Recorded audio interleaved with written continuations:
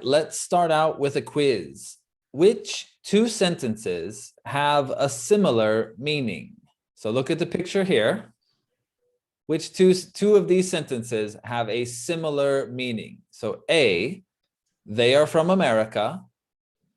B, I bet they are from America. And C, they must be from America.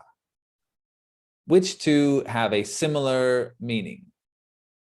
We will give the answer later in the lesson. So, welcome once again. My name is Adam. I'm an English teacher from the United States.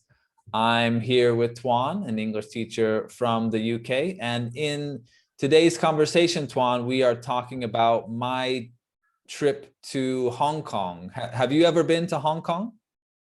Yes, I've been twice. Twice. Oh, nice. What did you do while you were there?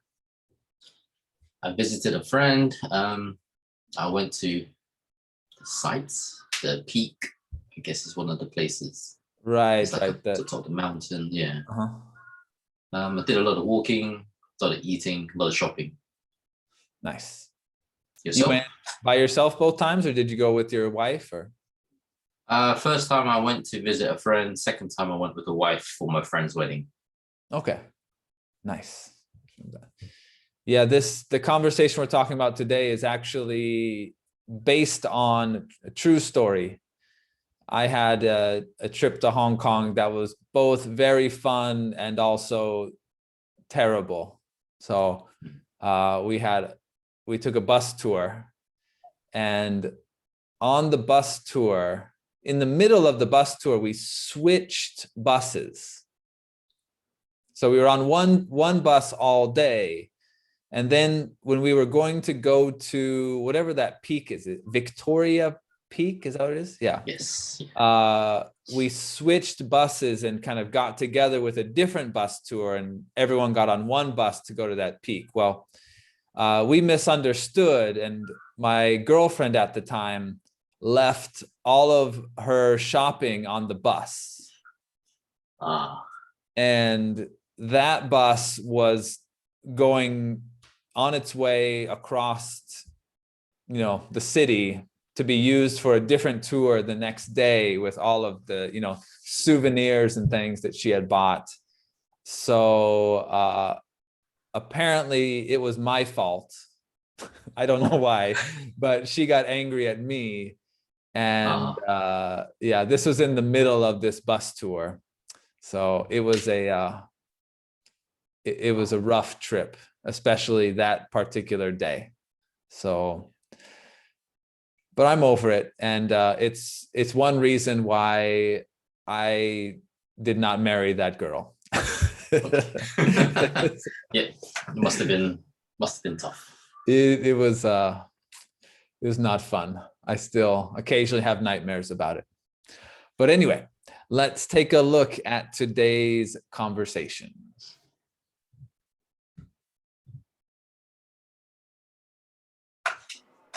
How was your trip to Hong Kong? It was great.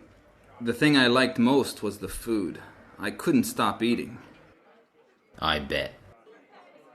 Unfortunately, one day we decided to take a bus tour. We left our hotel at 6:30 a.m. and didn't get back until 11 p.m. That must have been exhausting. Yeah, next time I go, I'll plan everything myself. Okay, and let's go line by line and break down the conversation. So the first line we had. How was your trip to Hong Kong? How was your trip to Hong Kong just means, did you enjoy your trip to Hong Kong? It was great. It was great just means the trip was great. I think that's easy enough. The thing I liked most was the food. I couldn't stop eating. Right. So my favorite part of the trip was the food. I ate so much. I couldn't stop eating. Did you eat quite a bit when you were there, Tuan? Yeah, ate quite a lot of. Yeah, you can see in the picture, dim sum. Of course, it's famous in Hong Kong. Yeah, it was good. Yeah. To be honest, I prefer Japan. The Chinese food in Japan. Really? And Canada too. The Chinese food in Canada was better? I think so. Okay. What about your mom's home cooking? Is it which better? No, apparently a lot of the best chefs, like, they get taken away. They get taken to Canada, or I don't know. Okay. Okay. Yeah, from my experience, like the Chinese food in America is really Americanized Chinese food. It's completely different. So, but yeah, I think a lot of what I ate in Hong Kong was noodles. We had so many different noodle shops when I was there. But yeah, I probably ate 7 meals a day there, like breakfast and then second breakfast and then lunch and then second lunch and then dinner, second dinner, and then something late at night, like 1 a.m., 2 a.m. when we were walking around the streets, something else then. So probably about 7 meals a day. Yeah, it was great. Okay, and the next time. I bet. I bet. So this means I can imagine you ate a lot of delicious food there. We will get into more detail about what I bet means here shortly. But for now, just think, you can see Tuan thinking, Tuan is imagining that I ate a lot of food in Hong Kong. So the line before was, I couldn't stop eating. So his answer was, I bet, which just means I can imagine. The next line. Unfortunately, one day we decided to take a bus tour. Right. So unfortunately means it's a bad thing. So we took a bus tour and it was a mistake. So unfortunately means something bad happened. So one day we decided to take a bus tour. So we're calling this a mistake. Okay. And again, true story. We left our hotel at 6:30 a.m. and didn't get back until 11 p.m. So the bus left at 6:30 a.m. from our hotel, and we returned at 11 p.m. Also true story. Except I didn't have all of our stuff because we left it on a bus. I should mention, we did get our things back the next day. The tour company brought them to our hotel. So it's very nice of them. So don't worry, we got our souvenirs. Okay. And the next line. That must have been exhausting. That must have been exhausting. So this is similar to I bet, in that I imagine that was very tiring. Tuan was not there, right? Tuan was not on this trip with me. But hearing about the trip, he can imagine my feeling. So he says that must have been exhausting. And this VE here, of course, is have. So that must have been exhausting. And one common mistake you'll see is people will write this. You'll see this quite often. Native speakers will write must have, because that's how it sounds. But in English, you'll never have must have. But when we say it, this is how it sounds. Do British people make this mistake a lot too, Tuan? Yeah, okay. Yes, a lot. That makes me happy that it's not just an American thing. But yeah, there's in no situation will you ever say must of, right? OF. But when we say must have and we shorten it, it sounds like must have. So you see many people write it this way, but this is never correct. It's incorrect every time. But if you do see it, that's what it means. Must have. Okay, and the last line. Yeah, next time I go, I'll plan everything myself. So yeah, it was tiring. So when I go again, so next time, I will make my own travel schedule. So this is also true. I never want to take another tour or bus tour again in my life. So the experience was terrible for me. But actually, after we took this trip, about 6 months later, we went to Thailand and I took another bus tour. So maybe I didn't learn my lesson, but the one in Thailand was very nice. It was very fun. So it was okay. All right, so let's get into the grammar for this lesson. And we had this sentence here. So that must have been exhausting. So we just talked about this. And we said, I can imagine, again, Tuan wasn't on this trip, but hearing me talk about it, he can imagine that it's difficult for me on this bus tour. It would be tiring, right? So you were on a bus tour from 6 a.m. to 11 p.m. I'm sorry, 6:30 a.m. to 11 p.m. I imagine that would be very tiring. So we use this must have and then been, so the past participle of be, to mean we don't know 100%, but believe something was true. So again, Tuan wasn't there, so he doesn't know it was exhausting, but he has a pretty good idea, a strong feeling about it. So we don't know 100%, maybe 99, maybe 99.9, but not 100%. Anything to add there, Tuan? Yeah, just like you said, it's very high probability. There are other ways we can say this, but we're going to stick with these two with 2 main points. Yeah, must, and there's going to be another one after this. Right. So notice here, must have been, and this story is in the past, right? So we use must have been to talk about a past situation. So let's compare it to a present situation.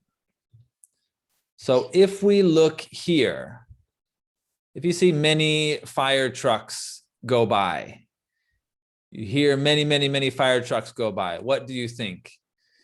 You don't think it's a party, so we're talking about right now. You would say, there must be a fire.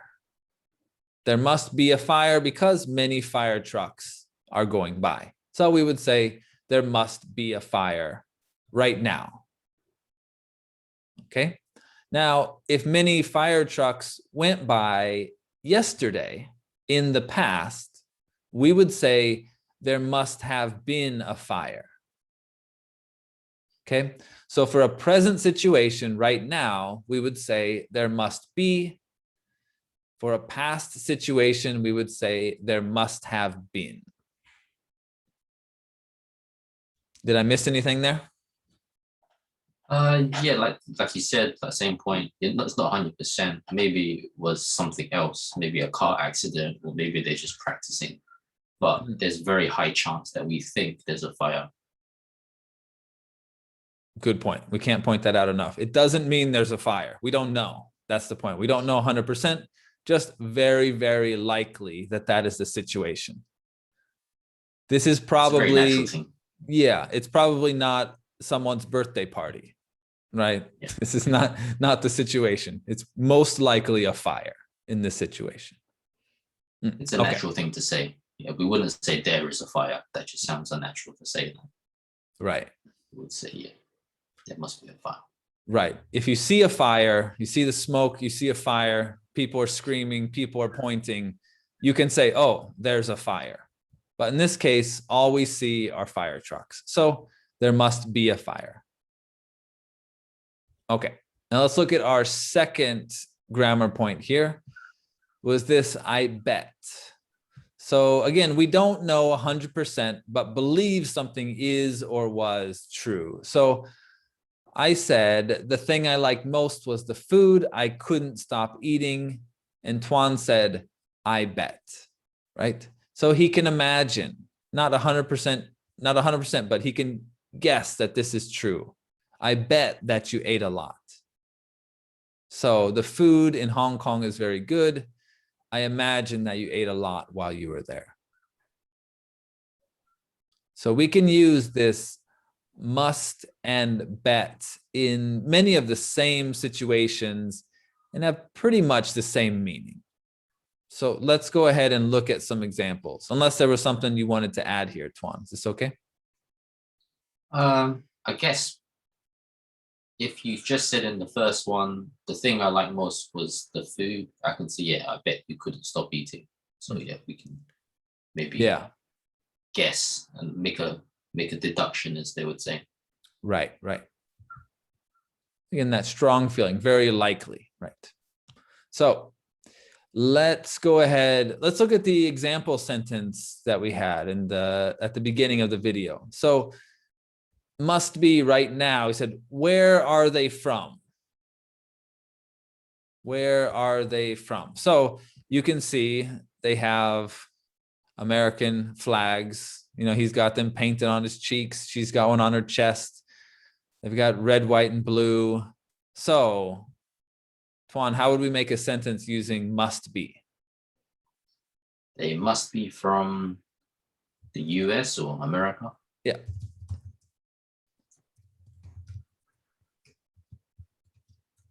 Let's say from the US. They must be from America is fine. Okay. Or You can say, I bet. We can add a U, but yeah, it's quite a natural way to say it. But yeah, I bet they are from America. right. I bet you they are from. I'm gonna run out of space here. From US. America, the US. Either one is fine. And the U after bet, yeah, sometimes sounds like a chew. So like, I bet you. I bet Right. you. I bet you. I bet you they are from America. I bet you they are from the US. So our quiz question, which two sentences have a similar meaning? They are from America. I bet they are from America. They must be from America. Of course, B and C are correct, right? So A does not work here. And why is that again, Tuan?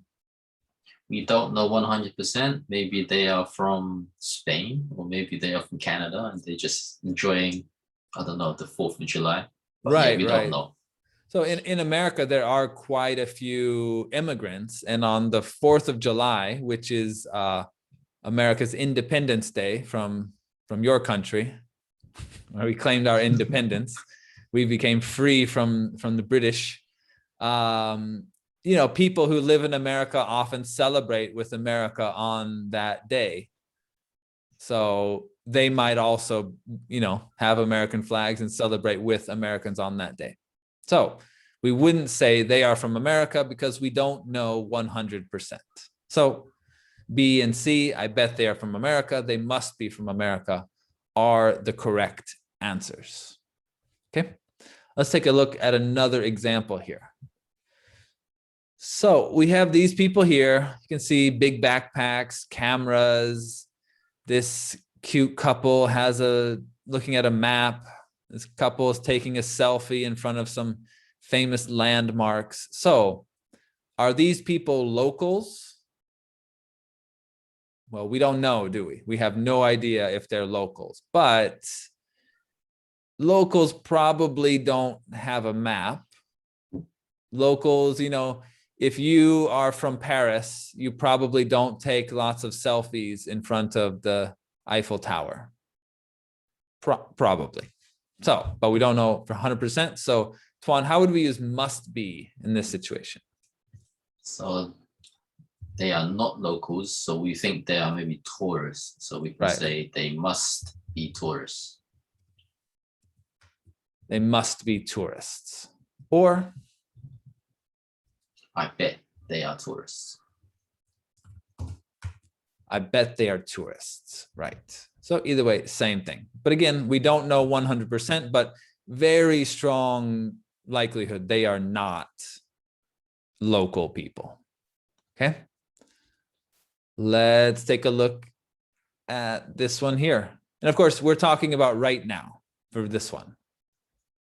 And our example before as well was right now. So let's look at a past example now, next. So must have been, again, in the past. So yesterday, Tom wore a jacket and trousers to the beach. It was 35 degrees. Okay, so we'll give you a few minutes. How would we use must have been or bet in this situation? Give you a few seconds to think about it.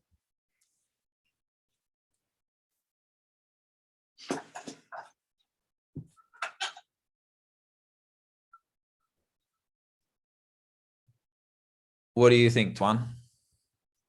First of all, thank you for using 35 degrees Celsius. I don't know Yes. what that would be in Fahrenheit.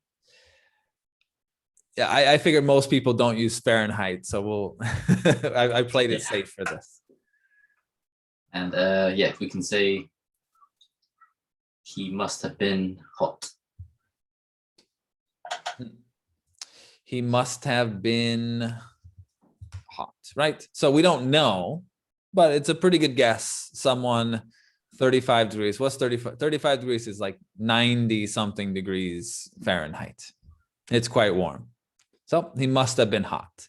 How about bet? How would we use bet? Say, I bet he was hot. I bet he was hot, right? Okay. Let's look at another example. And we're talking about right now, okay?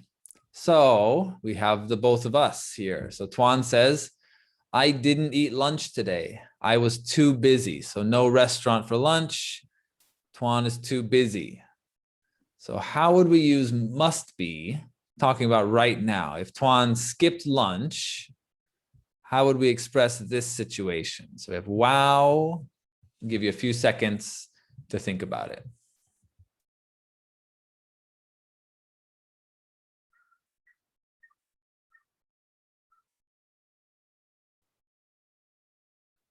Okay, what do you think, Tuan? We can say you must be hungry. And one point here is this is something quite polite to say, something that maybe you can say before you give someone some food or you offer to give someone some food. Oh, you must be so hungry. Would you like something to eat? Yeah. You must be hungry. Would you like a piece of chocolate or something? Would you like? Yeah, it's a good point. It's a polite and formal thing to say. The second one, I bet you are hungry. It's more like I think you are hungry, not such a polite thing to say. Right. I bet you're hungry. And not likely to offer something. Right. That's a very good point. We do use that a lot. I bet you're hungry. I bet you're thirsty. When we see some in that situation. So if someone traveled from overseas, they came to your house, you might say, "Oh, you must be tired. Do you want to lay down for a little bit?" That sort of situation. Yep, that's a really good point. Okay, so you must be hungry, or I bet you're hungry. Okay. And the next one, so same situation, but we're talking about yesterday. The same situation, no lunch, too busy, so hungry. So I didn't eat lunch yesterday. I was too busy. How would we say this one, Tuan? So same as the previous examples, yeah, we say you must have been hungry. You must have been hungry, right? And how about bet? Oh, I bet you were hungry. I bet you were hungry. Is that okay? So the one before, talking about right now, you must be hungry. I bet you are hungry. And yesterday, you must have been hungry. I bet you were hungry. Good. Okay. And one more example here. Last one. So, World Cup. Excited, Tuan? Very excited. And today, well, this morning against Poland, England won. England beat 3 games in a Poland row. today. Yes. I see. How angry would English people be if they didn't make the World Cup? Oh, yeah, they'll be very angry. Don't want to think Very about sad. it. No. Has it ever happened? Yeah, to 94 in America. Oh, okay. The American Yeah. World Cup. I didn't watch that one. I think that's one of the first one I watched. I was playing a lot of soccer at that point, so I think there's a lot of people, a lot of Americans really started liking soccer after that. I remember that. It's the worst World Cup. Okay, so in this situation, Tuan, excited. How would we say? How would I say this one? You must be excited about the World Cup. Yeah, he must be excited about the World Cup. And Tuan says, for sure. So yes, absolutely, 100%. I'm excited. Okay. Or how would we use bet? I bet you are excited about the World Cup.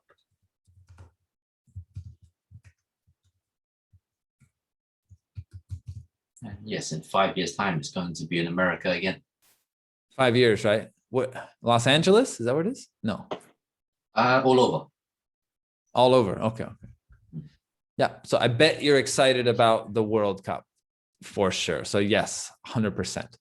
So in all of our examples today, we use bet and then must be or must have been, right? Must have been. But of course, we don't always have to use a be verb for these situations. So we have a couple examples here where we don't use a be verb just to show you. But when we were thinking of examples to make, most of them we could come up with were these be verbs, must have been or must be. But it is possible to use other verbs there. So for example, we have these people here. We have someone at a register, maybe someone stocking some shelves, someone sweeping. This guy's got a shopping cart. So what do you think, Tuan? Where do they work? Right now, where do these people work? Are They they must work at a supermarket. Right. Because of the trolley. Right. They must work, not must be work, but they must work at a supermarket. Is that okay? So we can use different verbs instead of be verbs. You can use any verb in that situation after must. And how would we use bet in this situation? I bet they work at a supermarket. Right. I bet they work at a supermarket.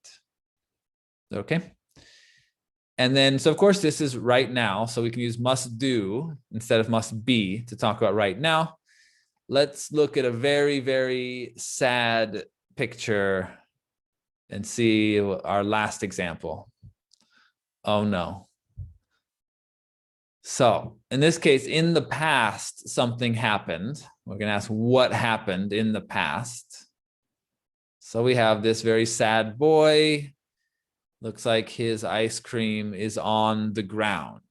Okay. So Tuan, what happened? We don't know 100%, but that could be his ice cream. So we can say he must have dropped his ice cream. He must have dropped his ice cream, right? He must have dropped his ice cream. And again, pronunciation wise, sometimes you'll see it written like this and people say must have. He must have dropped his ice cream. Or you might see it written like this. I think when we say it, it usually sounds more like must have. He must have, right? But often written down, it'll be written as must have. Okay. And how would we use bet? I bet he dropped his ice cream. Right. I bet he dropped his ice cream. Is that okay? So of course, we don't know 100%. Some terrible person could have walked up and smacked it out of his hand. Or I have seen a bird come down and take someone's ice cream away before here in Japan. There's a type of hawk that is kind of notorious for stealing people's food here in Japan. They'll swoop down and steal it. So, but most likely he dropped it. He's a little kid. They do that a lot, I know from experience, but we don't know 100%. So we say must have and bet. Okay, that pretty much does it for us today. Do you have anything to add today, Tuan?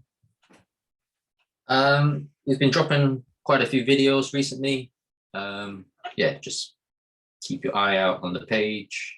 Have a look, check in the page every now and then. We'll be dropping more soon. Right, we released our Master the Present Perfect Tense course last week. That's available as always on Skillshare and Udemy. And then we're doing kind of a special A1 speaking, listening, pronunciation course as well right now. We're just about 1 week into it. It's going to be about almost a 5-week course total. So if people are interested in that, it's still okay to sign up, I think.